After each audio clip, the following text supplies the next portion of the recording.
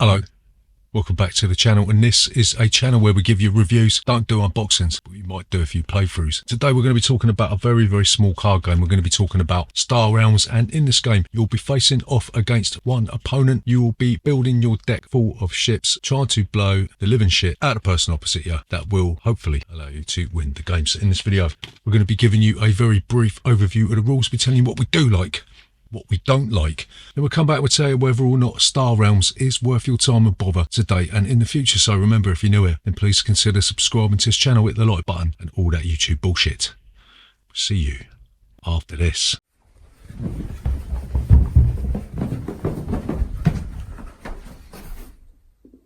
Bollocks.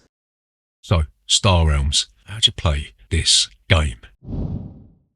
So Star Realms is a very small deck building card game for 2 players. Each player is going to get 8 scouts and 2 vipers. Scouts will give you money, vipers will do damage. You'll shuffle up your hand. The first player will draw 3 cards and the second player will draw 5 cards. And on your turn you will do the usual deck building thing. You'll play cards in front of yourself, and at the start of the game at least, these will either give you money or they'll give you damage. If you play damage, then you'll do damage to the other player. Each player starts with 50 authority or like life points, you know what I mean? And you win the game if you get your opponent's authority down to 0. If you play a number of scout cards, you'll total up the amount of money that you can spend. You look at the offer in the center of the table and you'll be able to buy as many cards as you can afford. There are generic cards available called explorers. These will give you 2 money, and if you decide to trash it when you play it, then it will also do 2 damage as well. So you'll see there's different types of cards available, yeah? Each card belongs to a different faction, and when you play the card in front of you, you'll resolve the card. Sometimes there'll be some text on the card that you've got to resolve, but if you play a card and you've already played a card in that suit, you may be able to activate the bonus action of that card as well. So like for instance, assuming that we've already played a yellow card, if you play the Imperial Fighter, you'll be able to do an additional 2 damage. And similarly, if you've already played a blue card and you play a flagship, you'll be able to regenerate 5 authority, right? There's also bases in this game. If you play these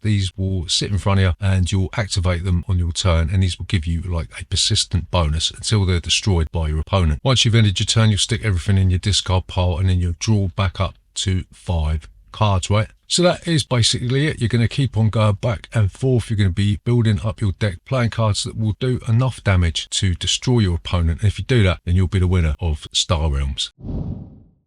So the first thing that we like about Star Realms is that it is a really fast game, not only to play but also to teach, right? You add to the fact that this comes in a very small box. That means it is entirely portable, yeah? This game is so small that it could fit into a midget's codpiece along with a midget's penis, right? So when I'm out and about, I always stick this in my bag, because you never know when you're going to come across some spotty little geek that wants to get their ass kicked at Star Realms, you know what I mean? So the second thing that we really like about Star Realms is the ability to chain different bonus actions together, yeah? When you first play this game, you think it's sort of lacking in a lot of strategy, yeah? But then you come to realize there is actually a method in this game. You can plan ahead. You can think, well, actually, I'm going to go for the blobs, because the more blobs I get into my deck, the more actions I can chain together, right? Okay, it's not like you need a fucking PhD to play this game, is it? Yeah, but if that wasn't in there, it would be just a generic run-of-the-mill deck builder that we have all played before. And I suppose in some respects, it still is. So what don't we like about Star Realms?